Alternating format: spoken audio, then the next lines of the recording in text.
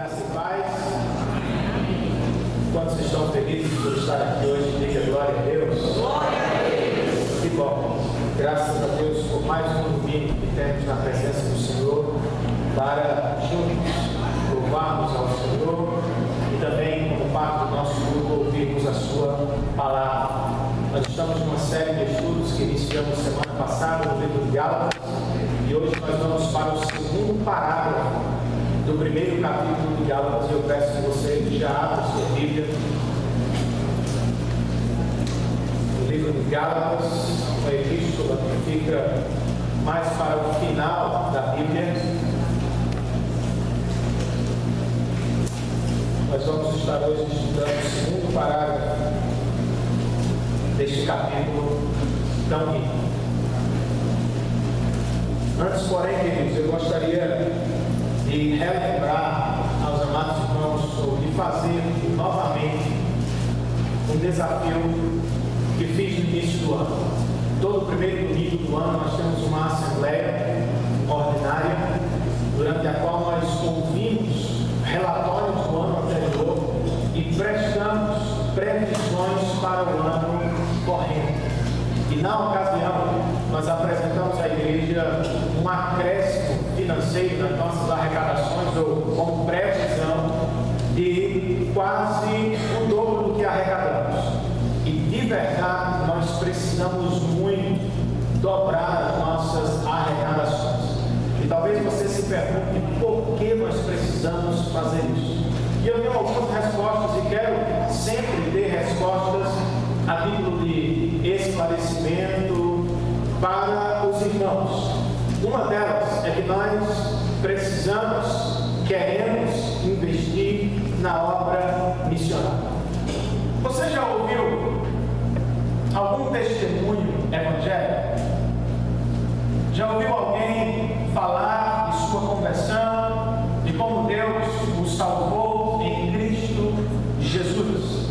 Há igrejas que praticam o testemunho e que permitem que tenhamos uma ideia do que o Evangelho faz na vida das pessoas. Mas será que tudo o que ouvimos nos testemunhos ditos evangélicos é de fato evangélico? Será que tudo o que se apresenta na televisão como testemunho evangélico é verdadeiramente o Evangelho? Será que os testemunhos que escutamos ilustram, apontam, esclarecem o Evangelho? Você há de concordar comigo que há testemunhos e testemunhos. Testemunhos e testemunhos. Outro dia, por exemplo, eu ouvi um testemunho de certa senhora que falava sobre a cura do seu ventre. Ela sofria de prisão de ventre. Está no YouTube, é só colocar lá. Você vai rir com o cara, também vai ficar chateado também com a brincadeira. E não era brincadeira, mas é uma situação estranha. A mulher toma parte de um culto, de um encontro evangélico, para dizer em público que Deus a curara de prisão de ventre. E aí você pergunta como foi que se deu isso? E ela levanta um travesseiro mágico, ungido, e diz: foi o seu travesseiro, apóstolo, eu coloquei sobre a minha barriga, passei a noite no banheiro. Laxante gospel. Escutei outro testemunho. O Senhor estava numa igreja dando um testemunho sobre a conta que nunca chegou. Essa é boa. E ele começou a dizer que numa determinada reunião recebeu um lenço mágico também. Pegou o lenço, ele tinha uma dívida com o banco, que foi até o banco. E eu fiquei pensando, ele entrou para conversar com o gerente, mas não, ele parou na porta, pegou o lenço e ficou esfregando no vidro e determinando que essa conta nunca chega, que essa conta nunca chega, que essa conta nunca chega. Não sei porquê, mas a conta nunca chegou. Pelo menos até o presente momento do testemunho. Estava ele na frente da igreja dizendo em alto e bom som: Deus pagou minha conta.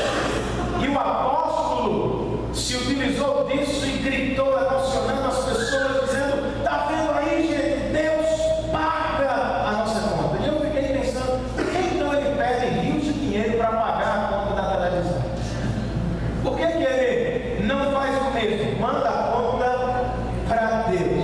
Mas o fato é que há testemunhos e testemunhos.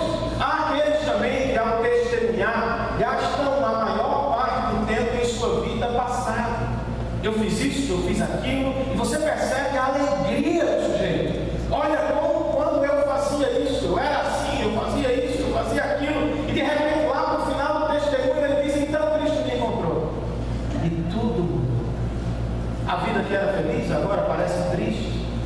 O que eu fazia antes parece que me alegrava mais. Aos outros que tomam tempo da gente para falar de si. Eu fiz, eu consegui, eu alcancei, eu sou um cara, por isso Jesus me chamou. Será que tudo que ouvimos no contexto de testemunhos evangélicos é de fato testemunho evangélico? Será que os testemunhos que ouvimos apontam para o Evangelho, ilustram o Evangelho, esclarecem o Evangelho, exaltam o Evangelho? Nem sempre, nem sempre. Mas você quer ouvir um testemunho evangélico?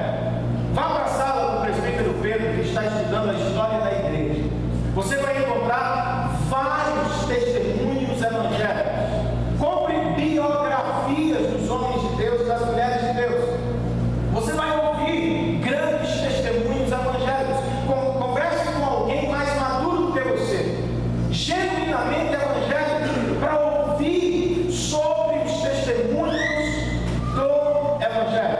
Tome, por exemplo, Martinho Lutero, o grande reformador do século XVI. Nasceu num lar severo. Seus pais o castigavam constantemente. Para piorar, foi para uma escola severa. Seus professores o castigavam constantemente, ao ponto de gerar nele a sensação de que Deus também era muito severo. Foi por isso que, durante uma tempestade, ele prometeu a Deus: vou deixar tudo na vida, entrar no mosteiro, abandonar tudo e vou conquistar a minha salvação servindo somente o Senhor. Entrou para o mosteiro agostiniano e se tornou um dos melhores monges. Mas a leitura não resolvia seu problema, as muitas orações não resolviam o seu problema. Diz a história que ele visitava o confessionário pelo menos 2 vezes por dia. E às vezes entrava, saía e entrava um minuto depois, porque havia se esquecido de algum pecado. Ele era atormentado com a ideia da justiça de Deus. Foi quando ele recebeu o convite para ensinar a Bíblia na Universidade de Wittenberg. Começou pelo livro dos Salmos e percebeu Cristo andando nos Salmos. Ele se identificou com Cristo, ele viu o sofrimento de Cristo, ele viu a dor de Cristo e isso lhe fez bem. Mas depois ele foi a Romanos, a carta amarga de Paulo, e nem sequer passou do capítulo 1. Pois quando chegou ao verso 17, que diz: o Evangelho, ou do Evangelho, está revelada a justiça de Deus, isso tirou o sono do grande. Foram noites sem dormir, dias sem conseguir viver tranquilamente, pois ele não conseguia equacionar como é que uma boa notícia, o Evangelho, pode estar ligada à justiça de Deus. Por dias a fio ele lutou com o verso 17, mas graças a Deus ele chegou à conclusão de que se tratava da justiça de Deus que caiu sobre Cristo. E como diz o restante do verso, o justo viverá pela fé. Lutero concluiu: o justo é aquele que deposita sua fé somente na justiça de Jesus Cristo. Ele disse que foi como se a porta do paraíso se abrisse para ele. As Escrituras tomaram um outro sentido, e esta frase, que antes ele odiava, agora ele amava, pois fora pela justiça de Deus derramada em Cristo que ele mesmo foi encontrado na salvação do Senhor. Percebe a diferença? No testemunho de Lutero há palavras como justiça, pecado, salvador, homem, falho, necessidade de salvação. E em tantos outros testemunhos você só escuta falar das pessoas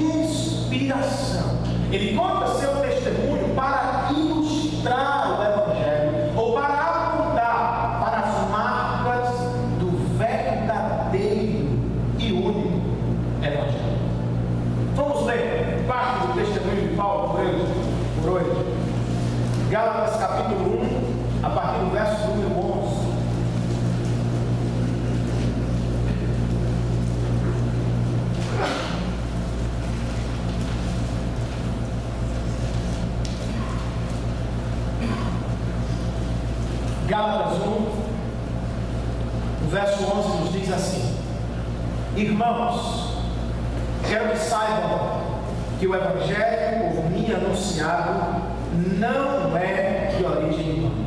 Essa é a tese dele neste primeiro parágrafo. Não o recebi de pessoa alguma, nem me foi ele ensinado.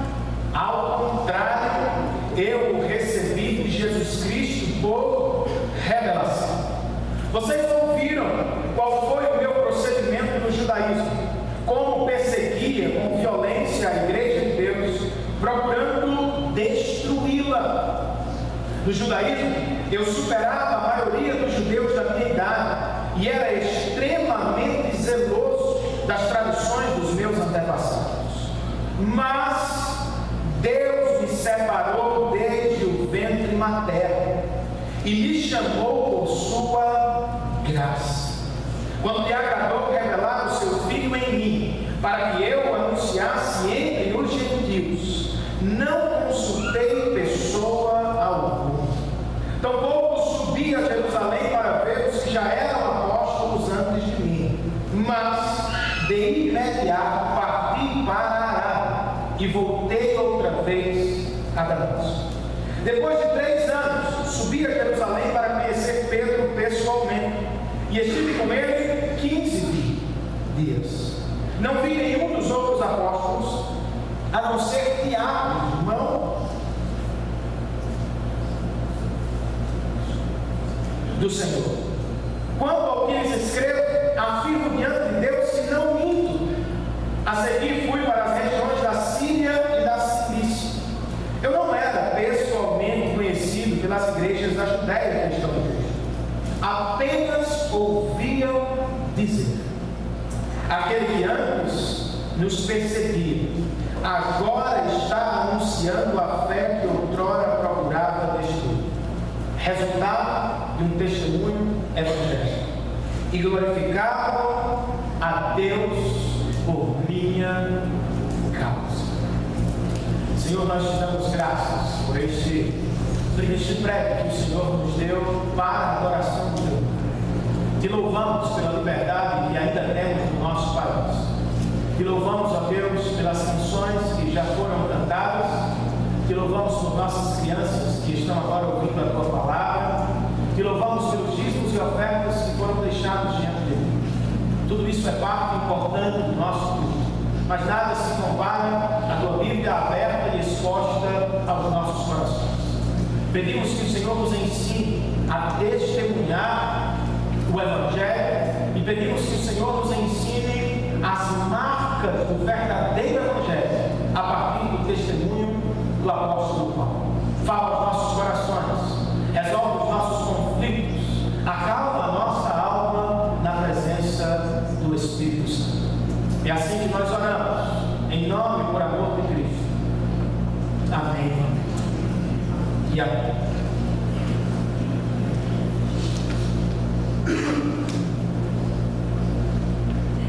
Semana passada eu disse que ler Paulo é notar certo padrão de escrita. Geralmente você vai ver nos escritos de Paulo 2 partes grandes, uma parte de teoria ou de teologia, doutrina, e uma parte prática ou de ética. Gálatas, porém, não tem apenas 2 partes, tem 3 partes. Gálatas é uma carta feita de 6 capítulos que está dividida em 3 partes iguais em tamanho. Cada parte cobre 2 capítulos. A primeira parte de Gálatas fala da autobiografia de Paulo, com o propósito de ilustrar o evangelho que alcançou o apóstolo. Os 2 capítulos sequentes, eles vão tratar do coração do evangelho ou da doutrina da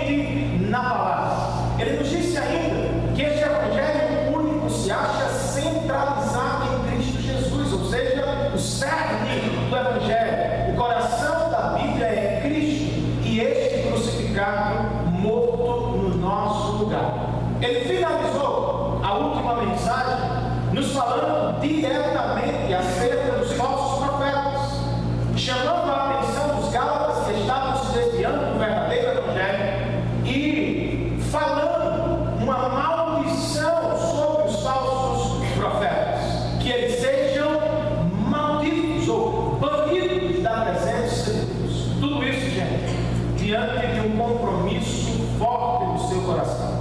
Paulo disse: eu vivo para agradar a Deus e não os homens. Agora entramos na parte mais biográfica dos 2 primeiros capítulos, e agora, a partir desse instante, ele começa a falar da sua vida, ou da sua peregrinação espiritual. Mas lembre-se, ele não faz isso para chamar a atenção, ele não faz isso para inspirar pessoas a uma vida maravilhosa ou coisa do tipo a partir da força do homem. Ele faz isso para ilustrar o evangelho e para pontuar, apontar para as marcas do verdadeiro evangelho. Quais são, a partir deste testemunho, ou desta primeira parte do testemunho de Paulo, as marcas do verdadeiro evangelho? Segundo o texto, queridos, o verdadeiro evangelho tem sua origem em Deus. Ele nasce e vem de Deus. A primeira coisa a notar no texto que lemos é a semelhança com o texto anterior. O verso 1 de Gálatas e os versos 11 e 12 que lemos hoje são muito parecidos. No verso 1, Paulo fala sobre o seu apostolado. Eu, Paulo, enviado, não por parte de homens, nem por pessoa alguma, mas por Deus e por Jesus Cristo. Ou seja, ele está dizendo: sou apóstolo como os demais, pois foi o próprio Deus quem me chamou, foi o próprio Cristo quem me comissionou e foi o próprio Espírito quem me enviou. O meu apostolado vem do mesmo lugar, da mesma pessoa. Agora, com os versos 11 e 12, Paulo fala sobre o seu evangelho.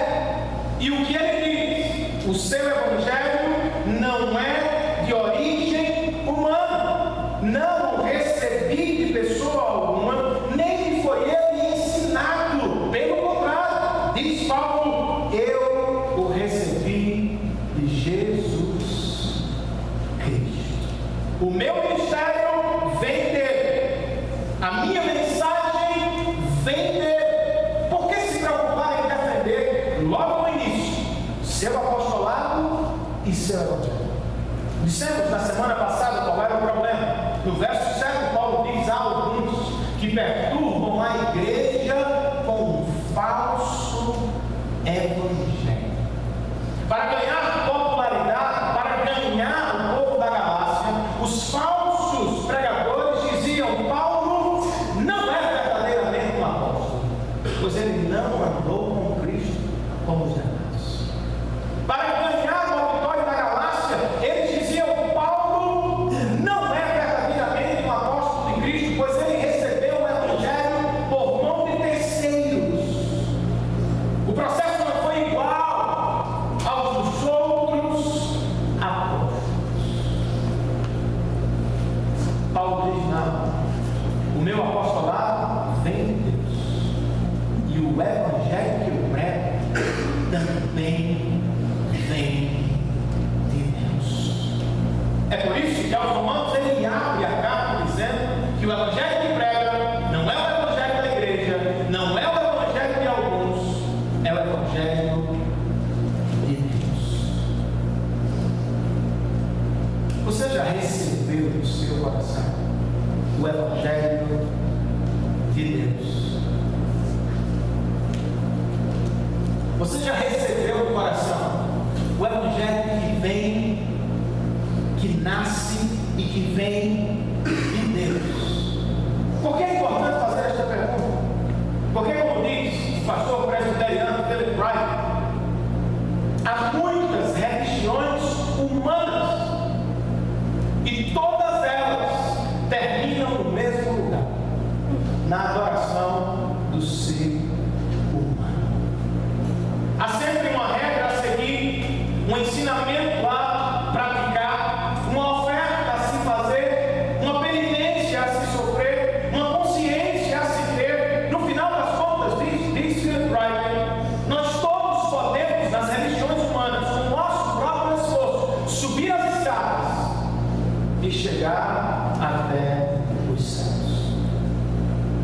cristianismo bíblico é totalmente diferente. O cristianismo bíblico, ele é distinto de tudo mais. O evangelho verdadeiro, ou o verdadeiro evangelho, não nasce na mente humana, ele nasce na mente de Deus. O verdadeiro evangelho não é fruto da obra dos homens, ele é fruto da obra de Deus. O verdadeiro evangelho não é uma notícia do homem sobre Deus. O verdadeiro evangelho é uma notícia de Deus para os homens. O verdadeiro evangelho, queridos, não nos diz: esforcem-se, vocês podem chegar até Deus. O verdadeiro evangelho diz: vocês não podem chegar a Deus, mas não se preocupem, em Cristo Ele veio até vocês. Percebe a grande diferença? Mas como é que nós recebemos este evangelho? Será que podemos recebê-lo da mesma forma que Paulo? Será que se fizermos uma viagem à estrada de Damasco, os céus vão se abrir e nós vamos ver o Cristo ressurreto diante dos nossos olhos? Provavelmente não. Lembre-se, foi uma revelação com um propósito único: tornar Paulo um apóstolo como os demais.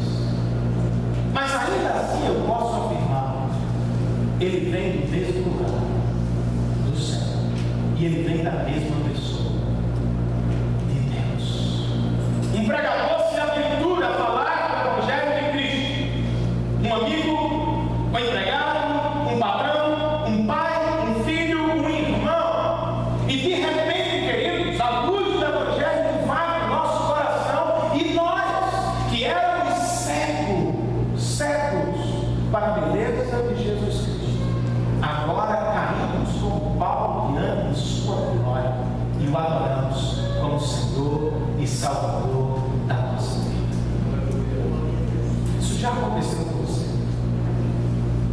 Você já viu o Senhor Jesus Cristo com os olhos do seu coração? Você já o recebeu como Senhor e Salvador da sua vida?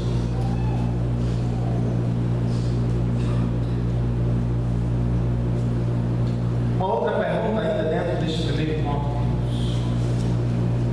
Você se submete ao verdadeiro evangelho? Vimos na última mensagem que há vários evangelhos modernos. Lembram-se disso?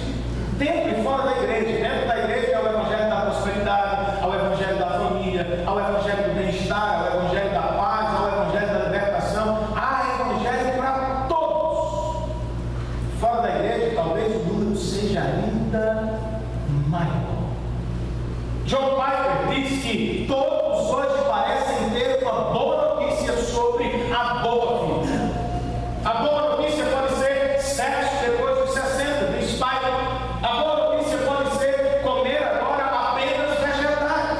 A boa notícia pode ser caminhar e praticar exercícios. O fato é que todos os dias alguém aparece diante de nós com uma nova oferta sobre a boa vida. Mas será, Deus, que estes evangelhos, religiosos ou não religiosos, podem realmente nos conduzir à verdadeira alegria? Será que sexo, trabalho, dinheiro, conquistas, saúde podem nos apresentar uma alegria duradoura, estável, que não oscila como tudo mais na nossa vida? Se você já depositou esperança, expectativa em algum evangelho que não é o evangelho de Cristo, provavelmente você já se frustrou. Esta pessoa vai me tornar completo, feliz. Esta conquista vai me realizar. Esta cura vai me dar tudo o que eu preciso. E de repente você percebe que as pessoas se vão, ou que elas mudam, que as coisas não são sempre o que deveriam ser. E onde você termina na frustração das boas notícias que não o evangelho de Jesus Cristo. Onde é que eu encontro então a verdadeira alegria? Somente Deus, em Cristo Jesus, pode nos dar a verdadeira alegria. Você me pergunta por quê? Porque somente Deus é estável, de eternidade a eternidade, Ele é rocha inabalável. Somente Ele é hoje o que foi ontem, somente Ele será hoje o que Ele sempre foi. Somente Deus em Cristo pode nos dar hoje, amanhã e eternamente tudo o que Ele é para nós. Então tire os seus olhos de pessoas, conquistas, bênçãos materiais ou coisa deste e os coloque na pessoa bendita de Jesus Cristo. E nele, somente, você terá a alegria verdadeira, duradoura, estável, eterna. Amém, queridos? Amém. Segunda marca do verdadeiro evangelho, segundo o nosso texto, o verdadeiro evangelho tem o poder de transformar a terra.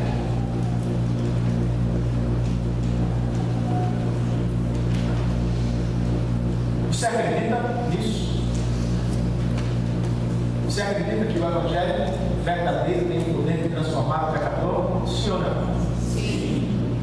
Por que tanta gente não? Será que estão ouvindo o verdadeiro evangelho? Depois de nos falar da origem do evangelho, ele vem de Deus. Paulo fala do que ele faz, a bomba que ele é na vida dos seguidores de Cristo. Depois de nos contar sobre a origem do evangelho, Paulo agora fala sobre o poder do evangelho. E ele faz isso usando a própria vida, olhando para trás e ilustrando o poder do evangelho. Ele nos conta, ou nos abre dois aspectos de sua vida pregressa. Os dois são feitos. Primeiro, ele nos fala sobre sua perseguição à igreja de Deus. Ele diz que a perseguia com violência, com o propósito de destruí-la. O verbo destruir no grego significa sitiar a cidade até que ela morra. Paulo vivia, por assim dizer, para cercar a igreja de Deus, a fim de acabar com ela. O relato histórico de Atos nos diz que em Jerusalém ele prendia os cristãos e os levava para a cadeia. O mesmo relato de Atos nos diz que quando os cristãos iam a julgamento, ele voltava contra eles. O mesmo livro de Atos diz que ele não fazia isso apenas em Jerusalém. O capítulo 9 diz, nos conta que ele estava a caminho de Damasco.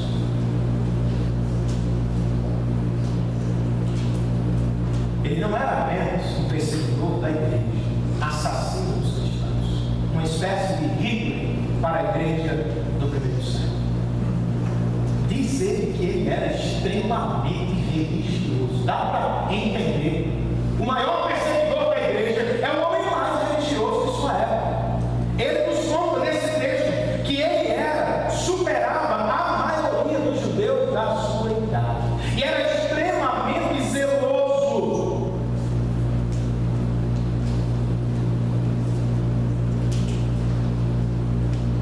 para com o judaísmo. Estou comentando o texto que diz que ele era de uma classe bem difícil. Ele era fariseu e era o melhor deles. Pecador e religioso. Quero vai comentar que Deus chama o homem mais pecador do mundo e ao mesmo tempo o homem mais religioso. Deus chama os homens da religião para si e da irreligião para si. Pecador e religioso. Mas o que foi que aconteceu? Como foi que Paulo deixou de ser um perseguidor para ser um pregador? O livro de Atos nos conta historicamente, no capítulo 9, que ele estava a caminho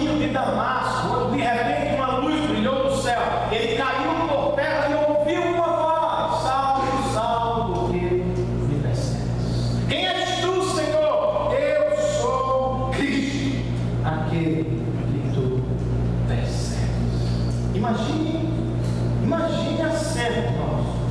Você tem mais de 30 anos, domina a sua vida, ele era um cara dentro da sua religião.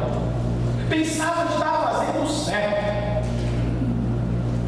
De repente, a pessoa que ele perseguia aparece diante dele. Sabe por que ele perseguia os cristãos?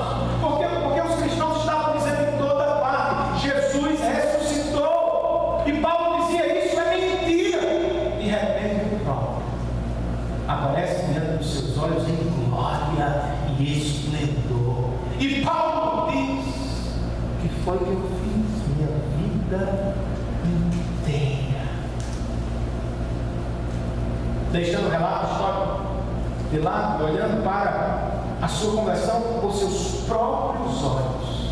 Em Gálatas, ele narra o que lhe aconteceu. Eu era perseguidor da igreja, eu era um fariseu dos melhores, mas o verso 15 diz: mas Deus me separou. Sabe o que é isso? Isso é uma indicação da doutrina da eleição. Paulo já veio a este mundo escolhido por Deus. Mas ele segue adiante e diz: Deus me separou desde o ventre materno e me chamou por sua graça. Durante a minha história houve um dia durante o qual ele apareceu e me chamou. Mas fiquem sabendo vocês, não foi porque era bonito, foi por sua graça. Mais do que isso, Paulo diz: o Senhor me escolheu antes do meu nascimento, o Senhor me chamou por sua graça, mas quando lhe agradou, ele revelou o seu Filho a mim, para que eu o anunciasse entre os estrangeiros. Porque Deus salva o homem tão pecador para exaltar a sua glória e a sua graça. De perseguidor ele vira pregador. Daquele que odeia ele vira o odiado da história. Você consegue traçar na sua história? Consegue visualizar o dia, a hora, o mês, o ano durante o qual Jesus mudou a sua vida? Você consegue fazer isso com Paulo? Você consegue pontuar a sua história? Você consegue fazer a leitura da sua própria biografia e perceber nela o dia em que tudo mudou? Você se lembra da sua conversão? Não me lembro. Muito provavelmente porque você não viveu. Você é a mesma pessoa desde que chegou à igreja de Deus. Você é o mesmo homem com os mesmos desejos. Você é a mesma mulher egoísta de sempre. Você é o mesmo pecador. Nada mudou na sua vida. Provavelmente você ainda não foi encontrado por esse poder transformador do Evangelho. Mas não se entristeça. O Cristo que salva está em nós. E talvez ele esteja agora mesmo tomando o seu coração e redirecionando a sua vida para a glória de Deus. Mas você consegue se lembrar? Consigo. Como foi que Deus parou o seu coração independente? Foi através de uma doença? Foi através de um problema financeiro? Foi uma descoberta desagradável? Foi através de uma decepção? Como foi que Deus parou o seu coração independente? Você se lembra? Você se lembra de quando Deus chamou você pelo nome? Você já parou para pensar nisso? Deus me chamou pelo nome? Ao menos foi assim que aconteceu com Paulo. Saulo, Saulo, eu conheço tudo a seu respeito. Salmo 139. 39 diz que o Senhor nos conhece completamente. Isso não é o mais maravilhoso. O mais maravilhoso é que Ele conhece e me quer. Não sei se você já assistiu a um filme chamado Eu Sei O Que Você Fez no Último Ano. Jesus não sabe apenas o que eu fiz no último ano. Ele sabe o que eu fiz em todas as estações da minha vida. E para minha surpresa, Ele quer. Você me pergunta por quê? Por que Ele nos chama? Por que Ele nos salva? Por que Ele nos quer? As portas da terra prometida. Moisés reúne o povo e diz ao Senhor: o Senhor não se afeiçoou, nem escolheu vocês, porque vocês eram o maior de todos os povos. Na verdade, vocês eram o menor. O Senhor os escolheu por amor. Traduzindo e contextualizando, éramos pobres, pequenos, feios e estávamos condenados. Ele, de livre escolha e vontade, nos amou em Cristo Jesus. Esta é a verdade. Você não era tão belo assim, ainda nem é, também não sou. Mas Ele olhou para nós na eternidade passada e depois na nossa vida histórica e nos chamou por amor. Ele não estava interessado na nossa utilidade, Ele não estava interessado no nosso dinheiro, Ele não estava interessado nos nossos talentos, nada disso lhe era glória alguma. Ele olhou e nos escolheu por pura graça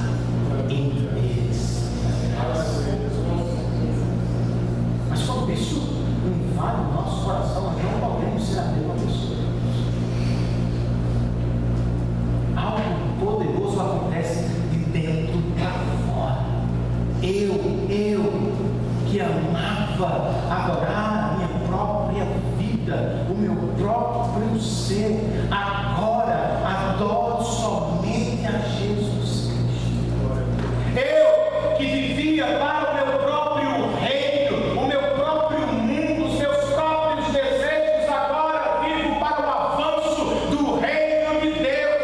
Eu que só pensava em mim mesmo e nas minhas coisas, agora vivo pensando nele. Por quê? Porque o Evangelho me transformou. Você não pode ser o mesmo. Quando você entende o que ouvimos semana passada, Cristo assim mesmo se entregou por nossos pecados, a fim de nos resgatar desta presente e era perversa, segundo a vontade do Pai. Quando você entende isso, experimenta isso, você muda, você nasce para Deus, as coisas velhas ficam para trás. Não estou dizendo que você será perfeito, nós nunca seremos do lado de cá, mas nós não amaremos o pecado como amávamos. Nós não falaremos do nosso testemunho com prazer dos dias passados e com tristeza dos dias presentes. Nós vamos dizer com vergonha o que fazíamos no passado e vamos dizer com alegria o que Deus fez por nós na cruz do Calvário. E por fim, queridos, uma terceira marca do verdadeiro Evangelho, segundo esse texto, é que ele tem o propósito de glorificar a Deus. Ele vem de Deus, ele muda o homem, salva o homem, e ele glorifica a Deus. Ele existe para isso como tudo o mais. Tudo mais. O apóstolo nos contou sobre a origem do Evangelho, sobre o poder do Evangelho, E agora ele vai nos falar um pouco sobre sua vida pós-conversão. Eu era assim. Agora, como é que eu vivo? Como é que alguém alcançado pelo Evangelho vive? Que nos vejamos nisso. No verso 16, a começar pelo verso 16, eu queria chamar sua atenção para o verso 16. Quando lhe agradou revelar o seu Filho em mim, para que eu o anunciasse entre os gentios. Para que a propósito? Parece que Paulo está falando de duas experiências numa frase só. O Senhor da estrada de Damasco revelou o seu Filho ao meu coração, mas ele não fez isso porque era belo, era pecador, e ele não fez isso para o meu benefício próprio apenas. Ele fez para que eu o anunciasse entre os estranhos. Não é uma salvação apenas por Cristo, mas é uma salvação para a glória de Cristo. Ele diz: eu vou viver para a glória de Cristo. Depois, ainda no verso 16, ele diz: eu não consultei pessoa alguma. Verso 17 agora: tampouco subi a Jerusalém para ver os que já eram apóstolos antes de mim, mas de imediato parti para a Arábia e voltei outra vez a Damasco. Por que nos conta isso? Primeiro, com o propósito de dizer que ele não aprendeu o Evangelho com homem algum. Seu Evangelho veio de Deus por revelação de Deus. Segundo, para nos dizer que ele foi ter tempo a sós com Cristo.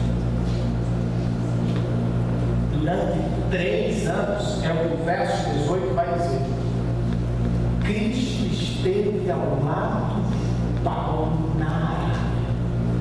E um comentarista vai dizer que esta é a compensação. Pelos 3 anos que caminhou com os demais apóstolos, agora o mesmo Cristo ressurreto está caminhando com Paulo na Arábia. Obviamente ensinando, ministrando e abençoando o seu coração. Mas eu não sei se Cristo estava 24 horas com ele, quantas vezes ele aparecia ao dia, quantas vezes ele surgiu durante esse período. Mas o que sei é que Paulo estava em algum lugar a sós com Deus. Ora face a face com Cristo ressurreto, ora com a Bíblia aberta, estudando as profecias do Antigo Testamento que apontavam para Cristo. Ora conversando com Cristo diante dos seus olhos, ora de joelho, orando e buscando a presença do Senhor. Ora ouvindo o próprio Cristo sobre os seus feitos, ora pensando em Deus, nascimento virginal, vida perfeita, morte substitutiva, ressurreição dos mortos. O fato é que ele estava a sós com Cristo. Mas a vida cristã não é uma vida solitária. Ela é feita de momentos a sós com Deus. Mas ela é também uma vida de comunidade. Depois de 3 anos, diz o texto, Paulo subiu a Jerusalém para conhecer ele. E ficou com ele apenas 15 dias. Se você quiser anotar aí, apenas faça isso. Porque Paulo está dizendo, eu subi para conhecer Pedro, mas eu não recebi o Evangelho de Pedro. 15 dias não me seriam suficientes. Eu fui a título de amizade cristã. Eu fui a título de confirmação do que eu já tinha passei com ele 15 dias. Conheci apenas Tiago, depois de Pedro, segui o caminho. Eu fui à Síria e fui à Cilícia, o norte do Império, pregar o Evangelho. Pois era assim que Paulo era conhecido já a esta altura, como um pregador do Evangelho.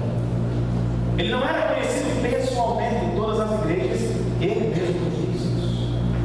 Mas ele nos conta que a igreja conhecia ele. A igreja dizia: aquele que antes nos perseguia, agora está anunciando a fé que outrora procurava destruir. antes e o depois. E qual é o resultado da vida de Paulo? E glorificavam a Deus. Vejam, ninguém glorificava a Paulo. E nem Paulo glorificava a si mesmo. Sua vida não existia para si. Ele existia para a glória de Deus. Stott conclui o seu comentário dizendo que Paulo era uma espécie de troféu da graça de Deus. Ele era um terrível perseguidor, mas agora ele é um grande pregador do Evangelho. Será que somos vistos assim pelos que nos servem? Será que alguém nos olha como um troféu da obra, da graça, do Evangelho de Deus? Será que as pessoas conseguem notar a diferença entre o antes e o depois? Ou será que somos as mesmas pessoas, com os mesmos vícios, com os mesmos pecados? Você já parou para perceber o fraco compromisso dos cristãos do nosso tempo? 40 e tantos milhões de cristãos que carregam o nome de Cristo, mas não estão comprometidos inteiramente com Cristo. Querem as bênçãos de Cristo, mas não querem os seus ensinamentos. Querem receber muitas coisas de Cristo, mas não querem fazer nada por Cristo. Você quer perceber o seu nível de compromisso com o Senhor? Perceba como nós muitas vezes trocamos o culto congregacional com qualquer outra programação sem importância. Não estou dizendo que nós não podemos escolher um outro lugar para estar no domingo à noite por uma razão maior. Não estou dizendo isso. Mas me deixa triste saber que cristãos escolhem deliberadamente outros lugares para estar, para fazer que não a reunião dos santos, a pregação do Evangelho, o louvor ao Senhor. Quer ver o nível de compromisso? Como nós tratamos este livro, gente? Lemos o livro de Deus diariamente. Separamos tempo na nossa agenda para ler a Bíblia, para orar. Orar e ler a Bíblia são prioridades para você. Você me diz, eu sou um cristão mediano e isso não me custará nada. Talvez não a você agora, mas quem sabe aos seus filhos, aos nossos filhos. Ou vocês pensam que eles não estão observando? Como é que meu pai, pergunta a minhas filhas, certamente, trata o livro de Deus? Como é que meu pai trata o culto ao Senhor? Não tem importância porque ele troca muito a programação, então não terá para mim. Meu pai lê muitos outros livros e a Bíblia está jogada no painel do seu carro, então não terá importância para mim.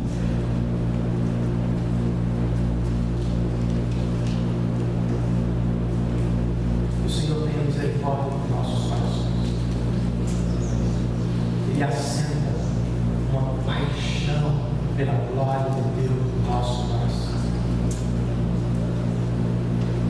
Uma outra pergunta, nós já estamos nos aproximando do final. Qual é o seu ministério?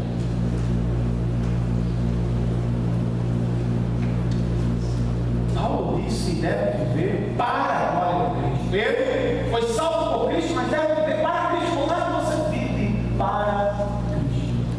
Paulo foi chamado especificamente para ser apóstolo entre os estrangeiros. Qual é o seu chamado? Para que Deus chamou você? Ele chamou por causa dele e para ele. Pelo que você existe, pelo que você trabalha, pelo que você acorda na manhã de segunda-feira. Qual é a real motivação da sua existência? Você sabe por que trabalha neste e não naquele emprego? Você sabe por que está neste e não naquele bairro? Você sabe por que está nesta igreja e não em qualquer outra da cidade? Por que Deus trouxe você aqui? Qual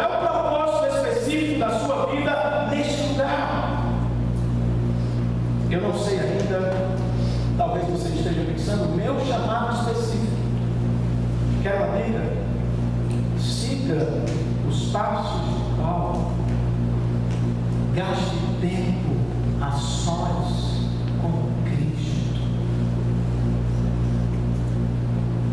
Tire um tempo na sua agenda para estar com Deus, em oração e leitura da sua palavra. Por que não fazemos isso? Por que não nos é importante, irmãos? Porque não cabe na nossa agenda um tempo a sós com Deus. Porque há coisas melhores a serem percebidas. Mas o salmista diz no Salmo 39: provem e vejam que o Senhor é bom. O mesmo salmista no Salmo 119: abra-me os olhos, Senhor, para que eu veja as maravilhas da tua lei. Que sua vida seja marcada por momentos a sós com o Senhor. Mas você não entende tudo, recebe tudo a sós com Cristo. Você precisa da igreja. Veja que Paulo deixa os 3 anos com Cristo e sobe para Jerusalém para estar com os irmãos. Sabe quem confirma o seu dom, o seu chamado? Os irmãos que estão à sua volta. Eles apontam você, eles percebem você, eles ajudam você, dizendo: eu vejo que este é o seu dom, que este é o seu ministério. E aí você se cerca de pessoas mais experientes, com mais vida cristã, para ser ajudado. E eles vão dizer: corra por esse caminho, vá por aquele caminho, se prepare assim. Mas talvez seja difícil encontrar o nosso chamado específico, pelo menos para alguns é muito difícil. Mas há muitos chamados gerais. Paulo foi chamado por Cristo para viver para Cristo, todos nós somos. Aí eu não sei ainda onde servir. Meu querido, toda a sua vida deve servir à glória de Deus. O seu casamento deve ser para a glória de Deus. Os seus filhos devem existir para a glória de Deus. O seu trabalho deve ser para a glória de Deus. Como? Não tenho tempo agora, mas olhe para este nível. Aqui há ensinamento sobre como um esposo deve amar a esposa, como uma esposa deve amar o esposo. Aqui há ensinamento sobre como criar os filhos para Deus, como ganhar dinheiro para Deus. Aqui há. O fato é que Ele nos chamou por Ele, mas também para Ele. Você já deve ter ouvido muitos testemunhos não evangélicos, testemunhos que geraram dúvidas no seu coração, às vezes tristeza e talvez até vergonha. Mas a minha oração é que todos estejamos abençoados por ouvir o testemunho de Paulo. Como disse Agostinho, o lobo selvagem que foi transformado num cordeiro manso para a glória. Lembre-se, ele não nos contou isso para servir de inspiração. Ele não nos contou isso para ser aclamado, adorado, idolatrado. Ele nos contou isso para contar para as marcas do verdadeiro. Paulo era um pregador do Evangelho, mais do que tudo. E por isso usava todas as oportunidades para pregar o Evangelho. Eu quero ser como Paulo em muitos sentidos.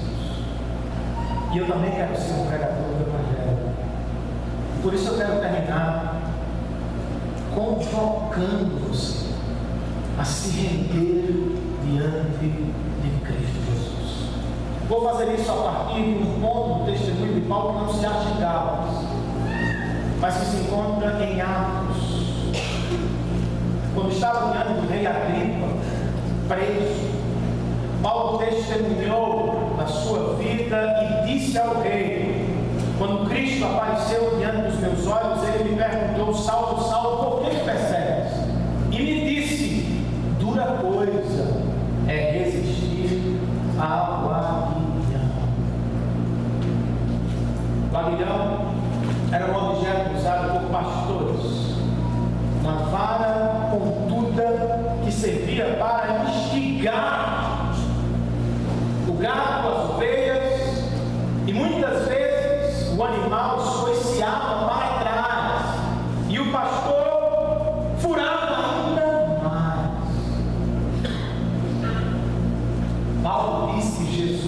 usou esta expressão para ele: por que você resiste à minha vara? Paulo provavelmente ouviu algum sermão de Cristo. Se não, ele ouviu o sermão dos discípulos de Cristo, que falavam de Cristo e de sua obra. Isso entrou no seu coração e o perturbou, furou a sua alma. Mais do que tudo, eu acho que a morte de Estevão o perturbou profundamente. Não a morte em si, mas como Estevão não disse um insulto, não abandonou a sua fé, não atirou pedras dos seus inimigos. Antes ele orou a Deus e pediu que o Senhor perdoasse os seus inimigos. Isso nunca deve ter saído da mente. Por toda a sua vida o Senhor o furava de um lado e do outro. E para usar a expressão de C.S. Lewis, aplicou-lhe um cheque-mate que encerrou o jogo. Ele não podia mais correr. Ele não podia mais sair. Ele estava encurralado diante daquele que viveu perseguido. Mas ele viveu a mensagem. E ao ver com seus próprios olhos o Cristo ressurreto chamando para a salvação, ele só fez o que podia ser feito: se rendeu ao amor e à graça irresistível do Senhor. Talvez o Senhor esteja aqui calmando você, furando você ao longo dos 30, 40, 50 anos da sua vida. Ora como uma situação, ora como um pregador, ora num lugar, ora num outro lugar. Mas você nunca se rendeu. Talvez você seja um cristão, mas encontra-se rebelde, lutando por sua própria vontade, e o Senhor fura você. E você diz: o Senhor quer o meu mal, e ele diz: não, eu quero a sua alegria eterna.